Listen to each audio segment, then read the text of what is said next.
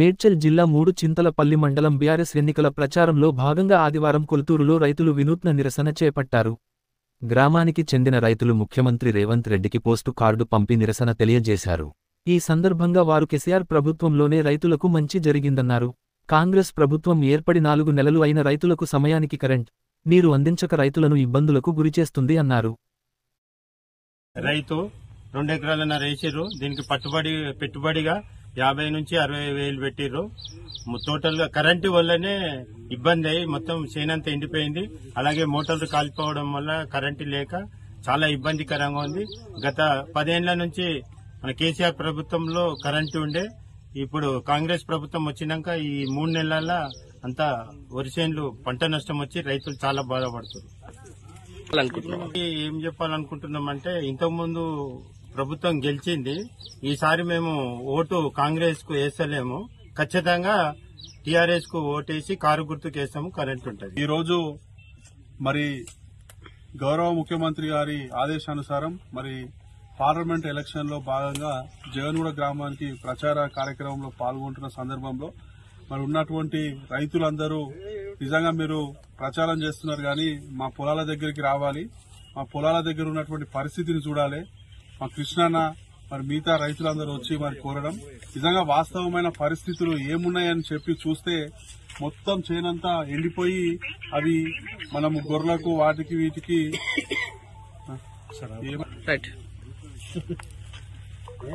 మా రైతులు సోదరులు చెప్పగానే మరి ఇక్కడ ఉన్నటువంటి మా మల్లేశన్న గాని, దత్తన్న గాని, మా భిక్షపత గాని, మా శ్రీకాంత్ మరి ఇతర నాయకులందరితో కలిసి సందర్శించినప్పుడు నిజంగా చాలా దుఃఖమైన పరిస్థితి ఇవాళ కనబడుతుంది. గడిచిన 8-10 సంవత్సరాలలో మరి నాణ్యమైనటువంటి విద్యుత్ సరఫరా చేయడం జరిగింది. అదేవిధంగా భగవంతుడు కూడా సమృద్ధిగా వర్షాలు మరి ఎక్కడ కూడా రైతులకు ఇబ్బంది లేకుండా మరి పంటలు పండినాయి. కానీ ఇవాళ పరిస్థితి చూస్తుంటే ఆ కరెంట్ అనేది చక్కగా వస్తలేదు. కాంగ్రెస్ వచ్చింది, కరువు తెచ్చింది అనే విధంగా కరెంటు కూడా ఎక్కువ తక్కువలై అటు స్టార్టర్లు మోటార్లు కాలిపోవడం, మరి భూగర్భ జలాలు అనేటి కేసీఆర్ మరి ప్రభుత్వం పోయాంగానే అదేదో మాయమైనట్టే మాయమైపోవడం, దానికి తోడు వీళ్ళ పాలన చాతగాని పాలన వల్ల కరెంట్ అనేది చక్కగా ఇయ్యకపోవడం, ఇవన్నీ వెరసి రైతు ఇవాళ దుఃఖంలో మునిగిపోయిండు. మరి రైతును కాపాడుకోవాలంటే ఒకే ఒక నాయకుడు ఈ దేశంలో గౌరవ ముఖ్యమంత్రి గారు కేసీఆర్ తప్ప ఇంకోరు కాదనేది ఇవాళ రైతులు మాతోని చెప్తున్నారు. మరి ఆనాడు రైతు బంధు కింద 70 లక్షల కోట్ల రూపాయలు మరి ఆయన రైతు బంధు కింద 70 లక్షలు మరి ఇవ్వడం జరిగింది రైతులకు పెట్టుబడిగాను. మరి ఇలా రైతు బంధు కూడా ఇవ్వట్లేదు. మరి ధాన్యాలు అనేటివి పిచ్చిగా పండి మన జిల్లాలోనే కూడా విపరీతమైనటువంటి ధాన్యాన్ని మనమే సేకరించినాం, మనమే రైతుల అందరికీ అకౌంట్లో డబ్బులు వేసినాం. కానీ ఇవాళ ఎటు చూసినా కరువు కాటకాలతోటి మరి అల్లడిల్లిపోతున్నారు. రైతాంగం అంతా నిరాశ నిస్పృహలో ఉన్నారు. మరి తక్షణమే ఇలాంటి పరిస్థితుల నుంచి కాపాడాలంటే కేవలం రైతులకు అండగా ఉండేది కేసీఆరే. మరి తెలంగాణకు రక్షణ టీఆర్ఎస్ పార్టీయే, కేసీఆర్ నాయకత్వమే అని చెప్పి ఈ వచ్చేటటువంటి పార్లమెంట్ ఎలక్షన్ లో కారు గుర్తుకే కేసీఆర్ గారు బలపరిచిన అభ్యర్థికే ఓటేసి మరి వాళ్లను మేము గెలిపిస్తాం. ఈ తెలంగాణ వాణిని వీణిని వినిపిస్తాం. ఈ ప్రభుత్వానికి చెంపపెట్టులాగా చేస్తాం. ఏదో ఎంపీ ఎలక్షన్లు వేస్తే మరి ప్రభుత్వము రాదు, మరి మాకే ఇయ్యరనేదో కాంగ్రెస్ నాయకులు చెప్తున్నారు. అయినా ఎందుకు మేము వేస్తామని రైతులే చెప్తున్నారంటే, ఇలా కేసీఆర్ గారిని మనం పార్లమెంట్ ఎలక్షన్ లో బలపరిస్తే కొట్లాడతాడు, మరి రైతు పక్షాన ఉంటాడు, మరి రేపు పొద్దున రైతులకు న్యాయం జరుగుతుంది కాబట్టి మరి కేసీఆర్ పక్షాన ఉంటారని చెప్పి మరి రైతులు చాలా గొప్పగా చెప్తున్నారు. దానికి అనుగుణంగానే రైతులకు మేము అండగా ఉంటాం. మా మండల నాయకత్వం గాని టీఆర్ఎస్ పార్టీ నాయకులు గాని చాలా గొప్పగా స్పందిస్తున్నారు. ఏ రైతుకు కష్టం వచ్చినా అక్కడికప్పుడే మేము ఆ రైతు దగ్గర వాళ్తాం.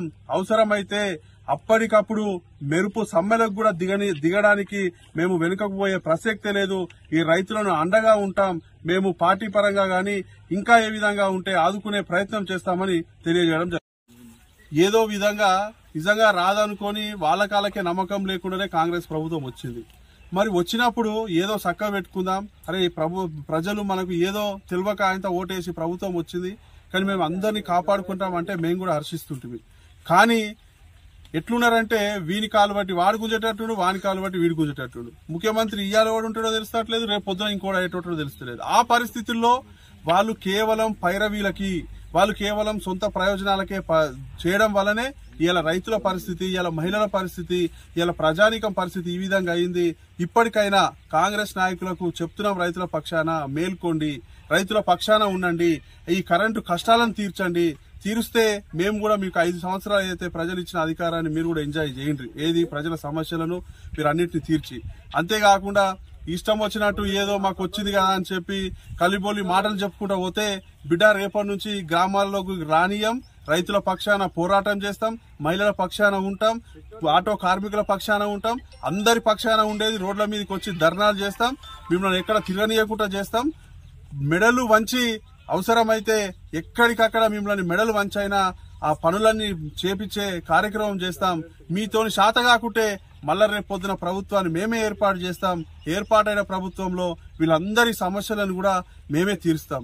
కానీ ఇవాళ కాంగ్రెస్ నాయకుల పరిస్థితి ఎట్లుందంటే, ఇక వీడోడు ఉంటాడు, వాడు కేవలం ఎట్లుంటది అని అంటే, ఈ మండలానికి సంబంధించి జెడ్పీటీసీ గెలిచిండు, కాంగ్రెస్ నేనే పెద్ద లీడర్ను, నేనే ఏక్తా, నేనే వీక్తా అని మాట్లాడతాడు. మరి ఇలా రైతుల కష్టాలు వచ్చినాయి.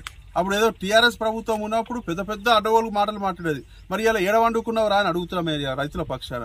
ఏదో నువ్వు ఎలక్షన్లు రాగానే పక్క పార్టీ వాళ్ళ దగ్గర పైసలు తీసుకుని కాదు బిడ్డ, ఇలా రైతుల పక్షాన నిలబడి నీకు దమ్ముంటే అంతే తప్ప ఏదో చిల్లర మల్ల రాజకీయాలు చేసుకుంటా ఇష్టం వచ్చినట్టు మా కేసీఆర్ గారు కానీ ఇంకో నాయకత్వం కానీ తిడితే మాత్రము మంచిగా ఉండదు. ఖబర్దార్ అని చెప్తూ మీకు ఇప్పటికైనా రైతుల పక్షాన ఉండండి, లేదంటే రైతు పక్షాన ఇంకా పెద్ద ఎత్తున పోరాటం చేస్తాం, రైతులకు అన్ని విధాలుగా అండగా ఉంటాం.